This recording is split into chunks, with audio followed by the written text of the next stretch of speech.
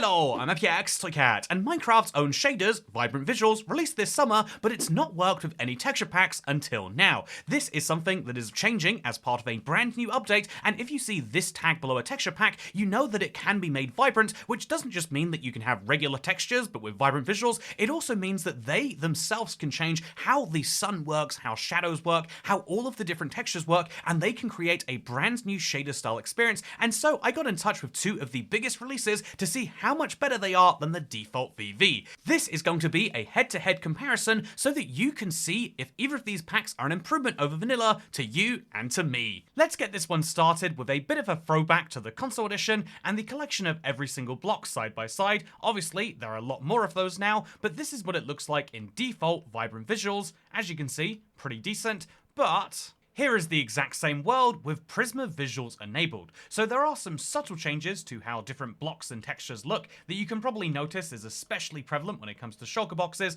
and a few other textures in here, but most of what is different is the Vibrant Visual settings themselves have been altered. So notably, the shadows look very different, much more beautiful I would say, but the way they strike and the color tones of them are very different, but also the same is true for just the general brightness level. Things are much brighter and therefore easier to see right now. But how does this compare to Luminosity Dreams? Well, we can find out easily, because as soon as we enable that, you can see that the shadows look a lot more like default Vibrant Visuals in the way that they are being casted, but they are much, much softer shadows. As you can see, there is no giant jarring line on the ground or on the wall. Instead, there is this slow kind of fade around. This is what you might call a soft shadow, and so while this pack also has some subtle changes to things like ores, what is notable about Luminosity Dreams is how, well, I mean, first of all, the lighting seems to be the key factor in the first thing you notice, but also the lighting in terms of what blocks emit what has also very changed. Beacons are much more luminous now, and the same is true for many light sources like the redstone block, and so this one is a bit closer to vanilla in style, but still while changing things to make it a little bit nicer around the edges. Oh, I do not like the look of that end portal though. Speaking of weird, you probably think it's weird that at this point in a IBX Toycat channel texture pack review, we haven't gotten to the point where I'm in the Let's Play world to explain to you that there are 4 parts of this review. I'm going to go through both Luminosity Dreams and Prizma Visuals, both of the Vibrant Visuals packs, to show you what they look like, but in the 4 main domains that a texture pack can perform. The first of these is the overworld in terms of builds that already exist in it. So how well will this work with things that aren't built for the texture pack? That's important if you have a long-term world. The second is how the overworld naturally looks. The third is caves, because you're meant to spend a lot of time in there, if the Caves and Cliffs update is to be believed. And then the fourth is the other dimensions, the never and the end. So we're going to start things off with Prizma Visuals, where I have to say, my immediate impression of playing in survival is that this is clearly going for not just a change to Vibrant Visuals, not just a change to some textures in the world. They're very light changes, but they exist. Look at the happy pumpkin right here. But also, this has a lot of actions and stuff style animations.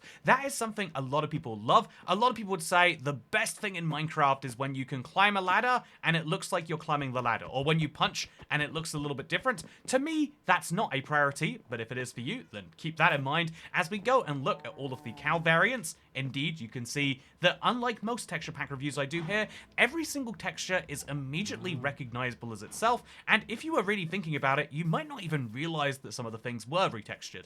There are very subtle naturey style changes, but the star of the show is meant to be the lighting, and so it clearly has been made that way. But yeah, looking at all of my existing builds, everything ports perfectly over here because of the fact that it is a very light touch texture pack, and that's something I really value about Prizma Visuals. If I even when I play actions and stuff, it's like the most loved texture pack amongst Bedrock players, but I have to say, whenever I play it, I'm like, yeah, this is ugly, why do buckets look like that? But yet, here I am with a bucket that looks like this, and it's entirely normal. Wow, isn't that beautiful?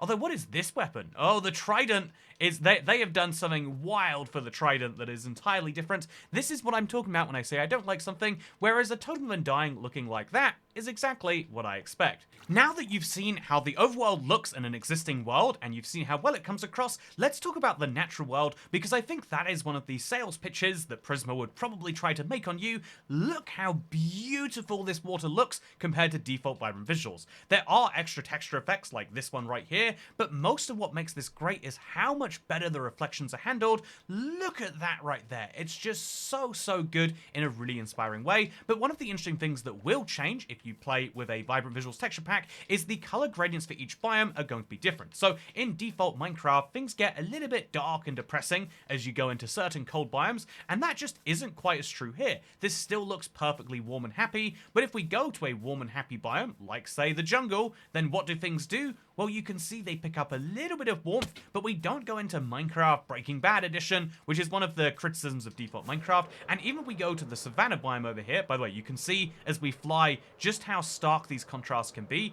If you have small biomes, this is a problem. If you don't, it's a very subtle and natural adjustment, but something that has to be pointed out. If we go to a Savannah and a desert, the warmest of biomes, you can see that we do start to slightly get this little effect right here, where things do look like it's just a bit too yellow. I don't know if this is something they could have turned off and chose not to, because this looks great for a second, but I think if you were going to make a long-term base here, you would feel like, oh yeah, the desert is just an oppressive place, and that isn't a good thing in my opinion. I think that, again, for the sake of a new world, having oppressive, terrible, get out of here vibes for the desert is actually kind of cool. It's immersive, it's world building if you like that, but I think in terms of an old world, it's not so great. So now it's time to, again, because Console Edition had much smaller biomes, you can see much more biome transitions in old school worlds, but that's just one of the many ways in which they're not necessarily built perfectly. Let's now, for how things work right now, let's talk next about caves,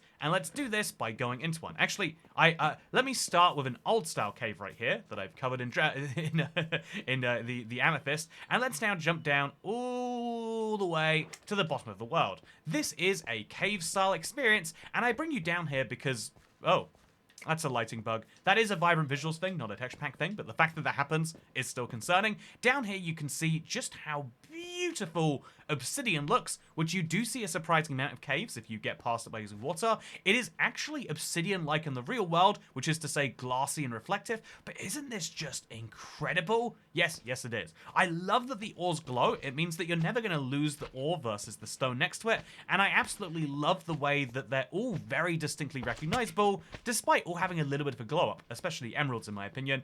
Then you can also see right here that we've got dripstone looking very normal, very beautiful too in that way. And that leaves us with only one last question. What about the Nether and the End? Oh, ho, ho, ho, ho. Look how many UK maps you can see because of the copper being so reflective. But as far as the Nether goes, the Nether is okay. Not somewhere I'd love to spend too much time if I could avoid it. Actively bad in some ways, actually. Oh, while the End loading screen is awesome, and the End itself is, I mean, a little bit dark and depressing. Is my brightness just turned down too low for this? I mean, in the overworld I was saying it was too bright, and the End is too dark. This is the real struggle, I think, when it comes to vibrant visuals, is by default, it's already hard to find the right brightness setting for the overworld and then for caves and for the Nether.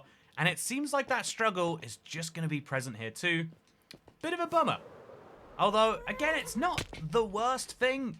It looks like you can't see much, even though you can. So maybe it's psychological.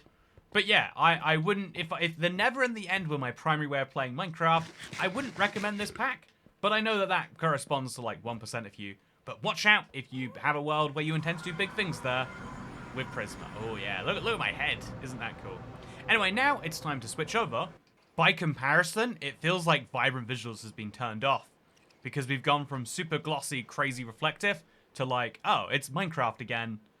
Which actually, assuming that I actually haven't turned it off, I think I see that as a praise. But let's do the same 4 parts of the world, but reviewed again. Yeah, okay, vibrant visuals is definitely on. Usually when you play vibrant visuals, it feels as though at some point you're going to be blinded or you're going to go through some form of extreme form of light issue. But with this, I feel like it's actually kind of nice. But let's get into the review now. Part 1. So Prizma Visuals was a very respectable texture pack, and that it tried to be vanilla style in basically every way, but what's interesting about Poggy's Luminous Dreams is despite being a marketplace texture pack, that is to say one that technically changes every single texture, they've done so in very minor ways that feels not just like vanilla-ish or vanilla style, it feels like vanilla plus. Looking at my Let's Play house, for example, from a distance, you can see, like, yeah, the original vision, if you want to call it that, entirely holds through here, and the blocks and bricks all look the same, but there's just this nice extra vibe on top of everything else. If I come back here to look at my big stone brick tower or my wooden house, you can see the same, that the light hits it in a really nice way, where it doesn't mean that no light means ugly, but when light hits it, the extra texture that comes on top of it really makes it stand out and feel just again, it feels like light creates a huge difference here. You can also see that water, even though this is arguably a natural world thing and not a pre-existing world thing, you can see that water has these beautiful reflections too, but unlike Prizma Visuals, there are no animations to be worrying yourself with. If I have this trident here, you'll notice it looks like a regular trident. If I have a tool, it looks like I'm swinging a regular tool. And so as a result, you get a very nice collection of vibes where, yes, there are lots of textures that have changed. There are lots of things that have gone different, but surprising amounts of this are the same. In fact, actually, so, if you don't know, a rule in Minecraft, especially for Marketplace, is that every single texture in a texture pack has to change. And you can see that these iron bars are identical to vanilla. Same with, like, these quartz blocks and these stone blocks, which makes me think that this texture pack doesn't do that. And so maybe either the rule changed or something is different. Also, look at the iron block. It has such a weird effect there. So there is some bugginess with how iron blocks deal with... Or maybe this is a reflection of in either case, there are some weird things going on here, but I like what I'm seeing regardless. No, I don't. Look at that. That's weird. Why does the stone block look like this? It's a normal stone block, like the ones I just showed you, but the light is making it look like it's gravel or tough or something. That must be the way that every block has changed. Every block is the same until it's in sunlight, and then things get a bit different, huh? Ah.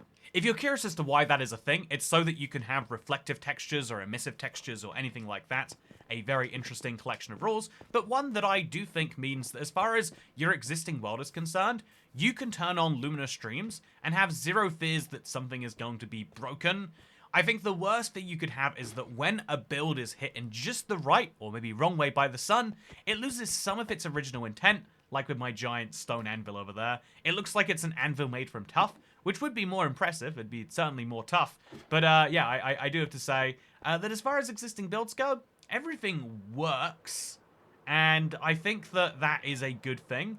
And I think that ultimately it kind of shows you the style of the pack. That this should feel like you're playing Minecraft, but with shaders, rather than feeling like you're playing a Minecraft texture pack that also coincidentally has shaders. Everything feels very vanilla style. But speaking of vanilla style, let's see how that applies to the literal world itself. So again, the biggest, I think, complaint I have with Vibrant Visuals and with Prizma was how the colors were changing between biomes, and I believe this is one of the factors that Vibrant Visual packs should be able to change. So we're going to start flying. We're going to go across the world. You can see the shadows are rendering in because there's a distance for those, very interestingly. And we're going to see how the world colors change here. And the answer is not very much at all. A legacy-style world, where you've got quite a few biomes close to each other, does not have these drastic color shifts that make you feel like you're continuously wearing colored glasses. And although I'm sure there are subtle differences, you can spot them as I'm looking from behind here. And although there is still a super brightness that comes in this savanna biome, actually, this is a real... This has fixed one of my biggest concerns. I was ready to say, yep, this is another example of not being quite so good. But actually, if I was going to have a number of marks, I think this is just scored flawlessly, right? This is a beautiful way to look at a swamp or a jungle or a forest. And the fact that you can move freely between these biomes and only have like a subtle difference in, say, how much fog there is or what view colors look like, I think this is what Vibrant Visuals is meant to be, if I'm being totally honest with you. But there is still more to this review, because obviously I think the overworld is great to how I like it. I don't love the way that render distance and shadows interact, but again, this is a Minecraft and shadows are a new combination, so they're working on it right now, I guess. But let's go ahead and let's check out the undergrowth. This is something that, based on my experience in my house earlier, I also have good feelings about. But it could be that there's just no point in being in vibrant visuals in a cave. So which way is it? Well, I've got to say, it's kind of bland in here. If you are looking to just go strip mining and have a similar experience to normal, you'll still have that. You'll probably still find some weird lighting glitches if you look around long enough to. Like, look at that. What just happened there? Why did it get foggy but only in that quadrant of the cave? And only when I stand in this particular area? There is still lots of weird issues that exist with caves and lighting in general, but I like these ores. Honestly, I like the obsidian, not as much as I like the Vive for Prizma. In this case, I feel like they are a nice addition, but it's not my. It's not the. It's if I was to pick one based on the underground experience, I think I'd be picking Prizma in this case. But it is a very solid underground experience, and it is one that I personally think is very, very lovely. But you know, it's actually funny. Like, I have this big stone cave. But actually, if you really think about it, the normal cave, if I wanted to show one off, really should be me going down to Deep Slate and showing you, like, well, this is what caves look like. But as you can see, the point is it looks very vanilla style, and so you probably shouldn't be surprised. But what about the Nether and the End? Whoa! Look at that orange. This is a seriously cool Nether look. I do immediately spot some issues, one of which is that it's very dark at the periphery. I can't see what's happening at the fortress or what's happening over there, which makes me think that the render distance is higher than the default Nether. Could be wrong about that. It looks like it is higher than the default Nether. But in either case, you can see that there is a brightness problem here. Looking at that lava and looking at the light in the distance, like, I can't see what's happening over there besides all of the fire. I can't see what's happening over there besides all of the fire. And the lava, when you see an ocean of it, which you will see a lot because it's the Nether, is ridiculously, blindingly bright. I don't think that this is the perfect version of what a Nether could look like, but, you know, I like it so far, I've got to say. Ah, why is the endstone cheese? It can't be that the texture has changed. It's got to be, I think it's got to be that ridiculously bright lava is like reflecting some of its yellow. No, it's not. It's coming from above. Where is the yellow coming from? I'm so confused. But confusion is not as good as knowing what happens in the end. I'm excited for the end transition screen now, honestly. Well, you know, you win some, you lose some. So I think that my first impression of the end is it is a lot more purple. Like, so much more purple than the default end. This is, therefore, as I take it, a tweak. But then, weirdly, it's yellow over here. And then it's back to being purple. Oh, is this based on torches or not existing? So the end is purple by default, and then goes yellow as you light torches. So there is colored lighting of some form here.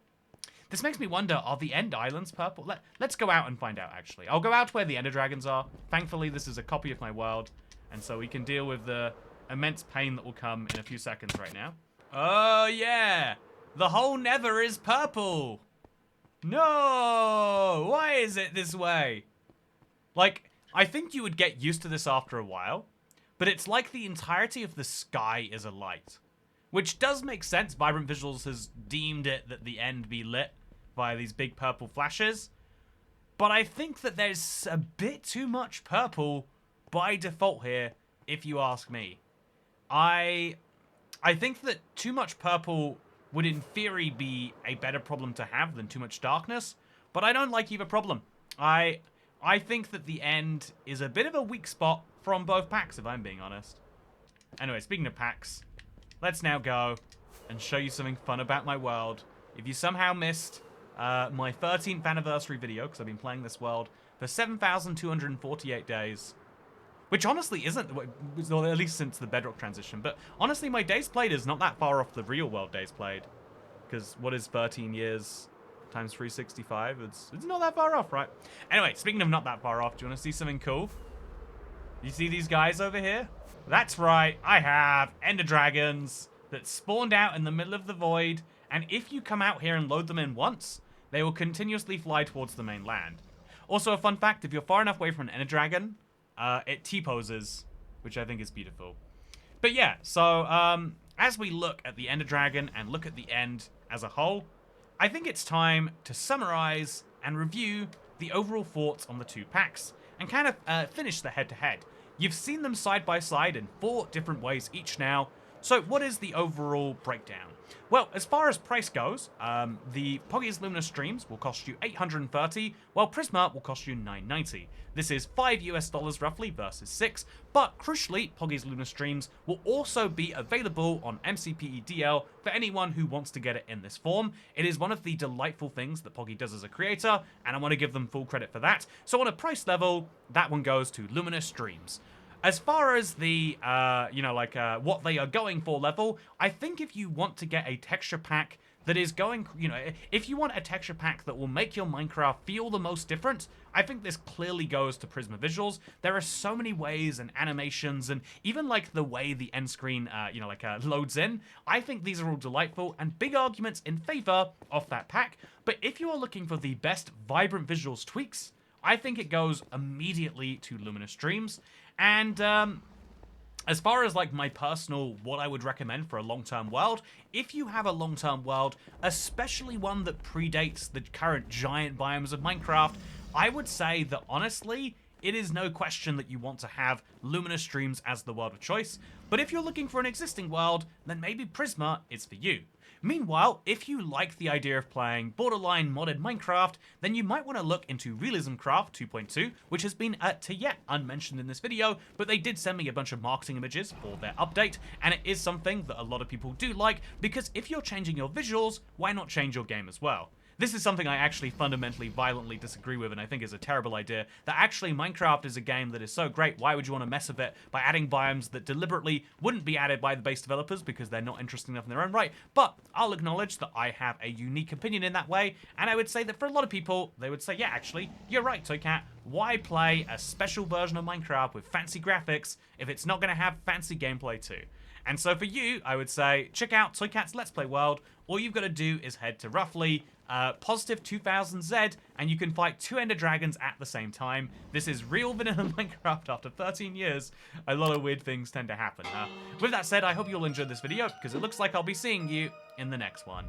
Goodbye.